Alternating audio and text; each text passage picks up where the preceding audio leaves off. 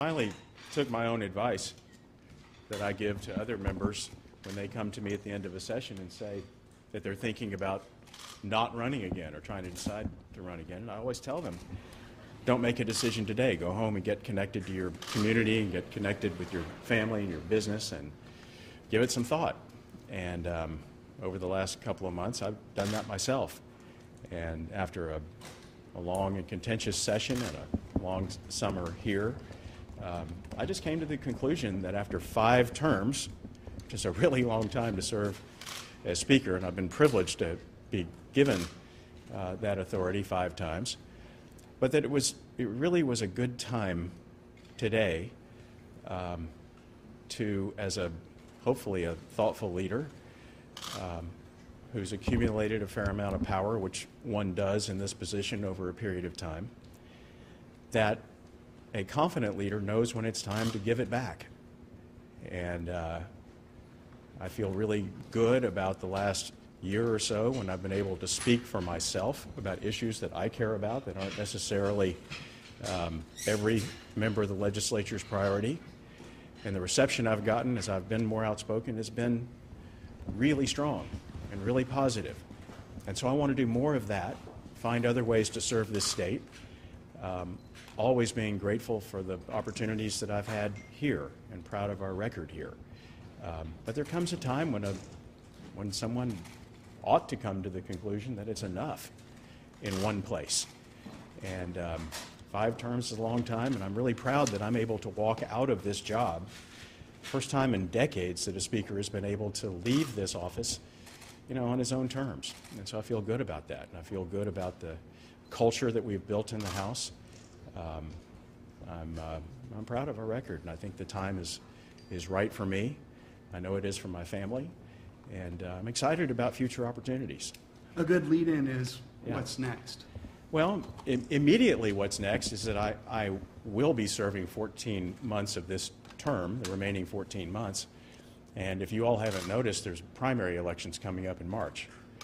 And as the Speaker of the House, I will continue to do what I've always done, and that is to support responsible Republicans who face challenges in the primary. And I can be a pretty aggressive fundraiser, which I will continue to do on their behalf without having to worry about my own,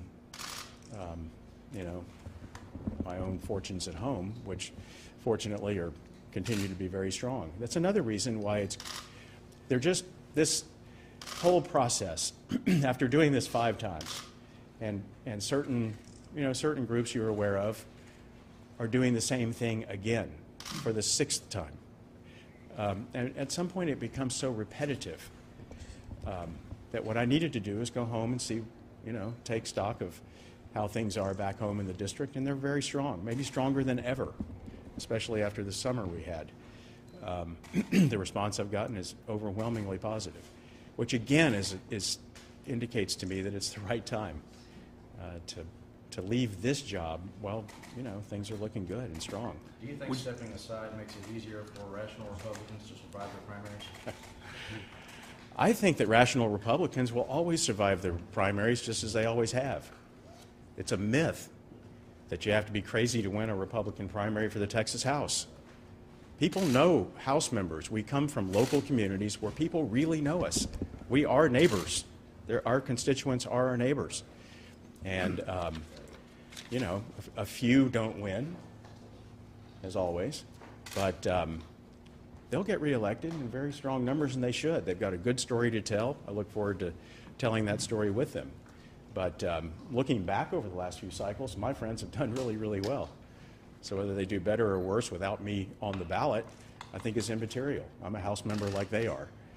My name ID is not even all that high, which, that brings me back to earth once in a while when I see that. But I think they're going to do just fine, and I'll be there with them, and responsible Republicans will have a good year at the House level. Do you want to run for another? Do you want to run for another public office? Any other office will be running? Well, I haven't. I'm not one to close doors, and I have to tell you, as I've traveled this state, speaking out on issues that I think are important to our economy and important to most people, not just Republicans, but most Texans, We want to see our economy and opportunities grow and do things that attract jobs and not chase them away. The response I'm getting is very, very strong. And I've had people on a daily basis suggest that I run for another office. I don't have plans to do that. But I will be looking forward to speaking out more and more on issues that I think are important to most people. And what that leads to, we'll have to see. But I think there is a hunger for a Republican voice out there that stresses issues that maybe haven't gotten enough attention around the Capitol the last few years. What do you want to say to the people who look at you as, you know, the main voice against some of this controversial bills that come through? Well, I think of myself as a main voice for, constructive issues that people really want to see us make progress on in Texas, from pre-kindergarten through 12 in public education. And in higher education, we've done a lot of good things in water policy, funding the water plan for the first time finally after decades of neglect. Transportation, we've done some good things. So those types of issues, bread and butter issues that are important to people, is what I want to continue to be talking about. Some of the other ideas that I didn't think were the best, if I played a role in keeping them from happening, some people appreciate that. But that's not really what I come here for. I come here to try to work on things that we can do that are good for Texas and that are responsible and that will help this state grow in ways that I believe it ought to. What has changed since May? What has changed since May when you said that you were going to run for re-election? Well, I think everyone who hasn't made the decision not to is running. I mean, I was running in May. And my philosophy is you're running until you're not. But after reflection and seeing that this is just another cycle, I could do it. I have no doubt that the support back home is strong and the support among the members is deep. But that just made me realize that it's the right time. Don't do it until you can't. I think more people ought to make a decision like I did. Give it up when you don't have to. Will you endorse? It's okay. I'm sorry. Yeah. Will you endorse someone for speaker? Oh, I won't be here to vote for the next speaker. But ahead of time, will you make your wishes known or your thoughts? I don't think it's appropriate for people who aren't members in the next session of the legislature to really register much of an opinion on that. That's a decision for House members who will be seated in the next session. So I don't think I'll be having much to say about that. What about the successor in your district? Indicated he was going to find people to run for the House who would oppose you for Speaker. Yeah. Would that give you a greater prompt to want to run for governor, perhaps? Well, some people have suggested it. I haven't, I remember back to 2009, it wasn't really my ambition to run for Speaker. It was a pretty unorthodox situation in an unconventional way. And I've tried to lead in unconventional ways in today's divided politics, and I've taken a lot of arrows for it because I try to bring people together. I do make no apology about working across party lines. I think we do our best work when we do that. I think Washington could learn a real lesson from the Texas House over the last few sessions when we are at our best. What's in the future for me? I don't know, but I do plan to be engaged. I do plan to be an active voice and find other ways to serve my state. You're not ruling out a run for governor? You're not ruling out a run for governor? Well, I don't have a plan today beyond helping other responsible Republicans in 18.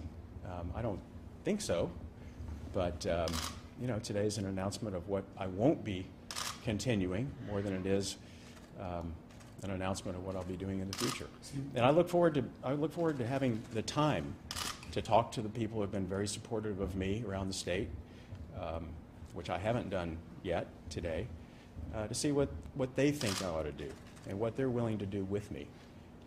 But whether I run for public office again or whether I can be a constructive voice and somebody with some influence, hopefully earned over years, I think you know, I can make an impact wherever it is, and that's what I'll try to do. That sounded vaguely exploratory. Is there any chance you'll be on the 2018 ballot in some capacity? You know, I highly doubt it. I highly doubt it. But again, I really, you know, I've been spending my time thinking about the job I have. And even in past cycles, people have asked me if I would run for another office. And when you're in this office and you do it responsibly, you pay attention to the other members. You pay attention to the institution that you represent, that you've been given this authority to lead. And so I've never really had the time to think about what else I would do. But I'll have time to do that now. Probably not for 18, but pardon me? With you stepping down, you think that the Freedom Caucus faction of the House will continue to grow? I don't think the Freedom Caucus will grow. No, I don't. I think they're sort of self-limited. I can't imagine very many people wanting to identify with the way they practice politics. I don't think that's a constructive approach, and they're not, in my mind, the profile of respectful leadership that I look to support. Do you think that the governor and the lieutenant governor created a political environment these past regular and special session that led to your decision? I mean, there's a lot of talk about your leadership. I'll look back at my time in the House, the 5 terms as Speaker, and even the session and a half I had before I was Speaker, and think about the outstanding leaders that I have worked with here, leaders in both parties, who've meant so much to the state and meant a lot to me. I'll be thinking a lot more about that than I will any dust-ups with statewiders who may on occasion let their emotions and their tempers get the best of them. That unfortunately happens from time to time. Thank you all very much. Thank you.